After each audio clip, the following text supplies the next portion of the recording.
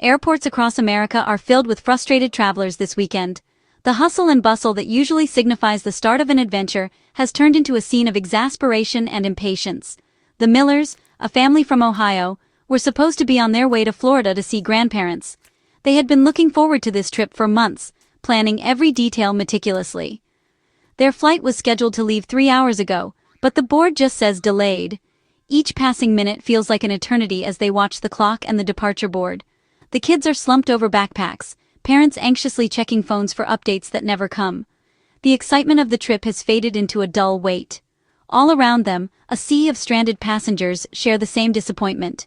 The terminal is filled with weary faces and restless bodies.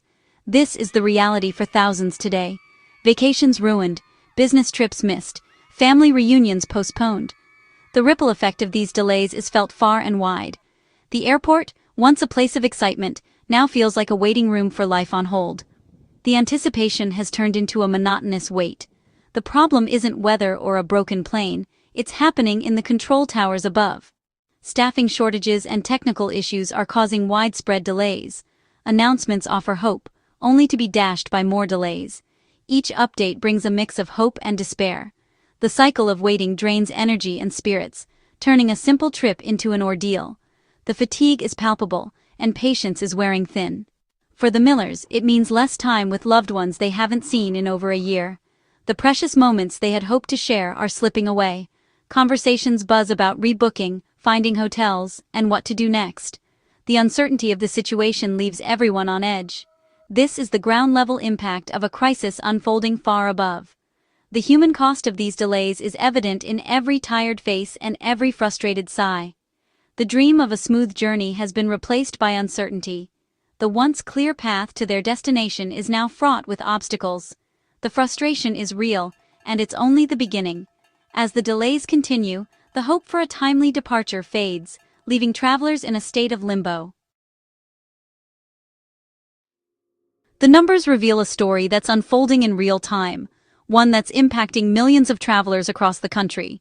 The scale of the crisis is staggering, with airports packed wall-to-wall and lines stretching as far as the eye can see.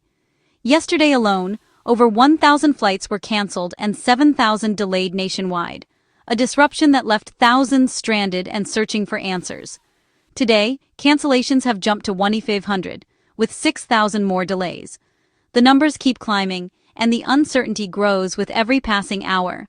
Each number is more than a statistic. It's a disrupted life, a missed connection, a family reunion postponed, or a business deal lost. The FAA has ordered airlines to cut flights at 40 major airports, starting with a 4% reduction, in an attempt to stabilize the overwhelmed system. The 4 largest carriers slashed 700 flights on Friday alone, a move that sent shockwaves through the industry and left travelers scrambling for alternatives.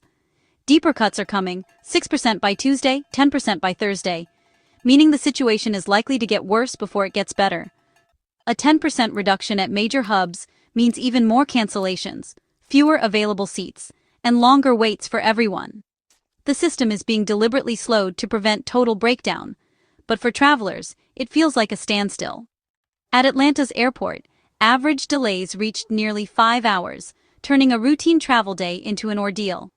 Similar ground delays ripple across 9 other major airports, creating a domino effect of gridlock nationwide. The air travel map is now a tangled web of delays and cancellations, with routes disrupted and plans upended from city to city.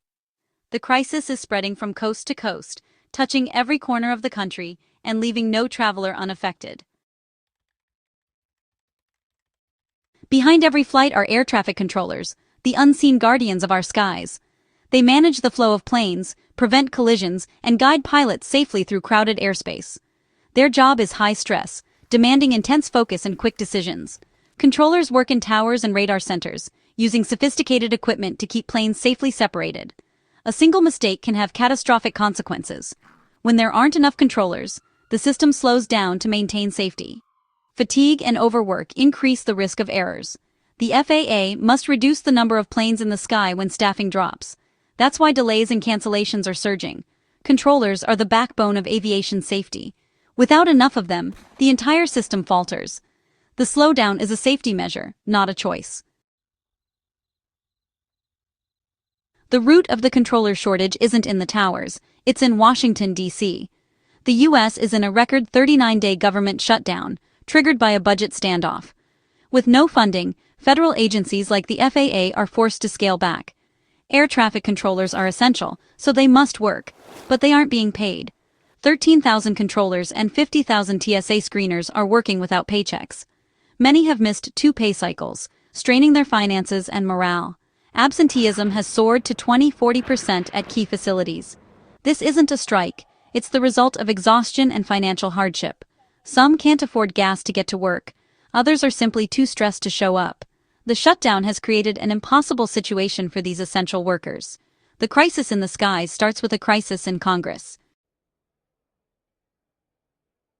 For controllers and screeners, the shutdown is a personal disaster. They're middle-class Americans with bills to pay, now working without income. The stress of managing airspace is compounded by financial anxiety. Some take second jobs or rely on food banks to get by. Fatigue and low morale are driving high absenteeism. Stories abound. Controllers distracted by debt collectors, parents unable to afford school activities. The financial strain leads to exhaustion, which leads to more absences. A vicious cycle. The system is stretched thin, and those keeping us safe are in crisis themselves. The human cost is mounting every day. The people we trust to keep us safe are struggling to keep themselves afloat. The crisis ripples far beyond airports. Passengers lose time, money, and opportunities, missing weddings, funerals, and business deals. Airlines face logistical chaos, losing millions daily from cancellations. The travel and tourism industry is hit hard. Fewer flights mean empty hotels, restaurants, and attractions. Cities reliant on tourism see visitor numbers drop. Air cargo delays disrupt supply chains, halting manufacturing and emptying store shelves. The entire economy feels the shockwaves. This crisis shows how dependent we are on a functioning aviation system. A political fight in Washington is grounding travelers and stalling commerce nationwide. The work of federal employees is essential to daily life. When it's disrupted, the effects cascade everywhere. The nation is feeling the turbulence. The cost is more than inconvenience, it's economic pain. Beyond delays and lost dollars, air safety is now at risk. Overworked, fatigued controllers mean a higher chance of human error. Since the shutdown began, pilots have filed over 500 safety reports tied to controller fatigue. The spike in incidents is a major red flag. Transportation officials warn that if absenteeism worsens, even more drastic flight cuts or regional airspace shutdowns may be needed. The system's safety margin is eroding. Controllers are working heroically, but they're only human. The system isn't built to withstand a prolonged staffing collapse. Every day the shutdown continues, the risk grows. The public's trust in air safety is being tested like never before. The stakes are rising with each passing hour. Pilots are on the front lines, witnessing the strain firsthand. They hear fatigue in controllers' voices and see deviations from standard procedures. Pilots must be extra vigilant, double-checking instructions and watching for errors. Their unions are urging Congress to end the shutdown for everyone's safety. In airline headquarters, executives face a logistical nightmare. Sophisticated scheduling systems are useless amid constant delays and cancellations. Airlines are losing hundreds of millions and fear long-term damage to customer trust. They bear the brunt of passenger frustration, even though they're not to blame. Industry groups are pleading for urgent action to prevent a total breakdown. The aviation system is nearing a breaking point. As the crisis deepens, all eyes turn to Washington, where the fate of the nation's air travel and federal workforce hangs in the balance. The tension is palpable, with the Capitol standing as a symbol of both the gridlock and the possibility for resolution. Public pressure and urgent safety warnings are finally spurring lawmakers to act. Across the country, travelers and workers alike are demanding answers, and the mounting frustration is impossible to ignore. This weekend, bipartisan negotiations are underway to end the 39-day shutdown. For the first time in weeks, there's a sense that compromise might be within reach, as lawmakers from both parties gather behind closed doors, searching for common ground. The Senate has scheduled a rare Sunday session, signaling the urgency and gravity of the situation. Such a move is uncommon, underscoring just how high the stakes have become for millions of Americans. If a funding bill passes, It could restore paychecks to hundreds of thousands of federal workers and bring much-needed stability back to the aviation system. For many families, this relief cannot come soon enough. Even with a deal, recovery will take days. Back pay must be processed, schedules rebuilt, and staffing restored. The ripple effects of the shutdown will be felt long after the government reopens, as agencies scramble to catch up. Delays and cancellations will linger, and the travel system will need time to return to normal. But ending the shutdown is the crucial first step toward restoring order and confidence. The hope is that leaders recognize the gravity of the moment and act swiftly, putting aside partisan differences for the good of the country. The stories of stranded families and stressed controllers are a stark reminder of what's at stake. Behind every headline are real people, facing uncertainty and hardship. This crisis has shown how quickly essential systems unravel without support, and how deeply interconnected our lives are with the smooth functioning of government. The nation is watching, waiting for compromise, and hoping for a resolution that will bring relief to millions. Only swift, decisive action can get the government running and planes flying safely again, restoring faith that solutions are possible, even in the most challenging times.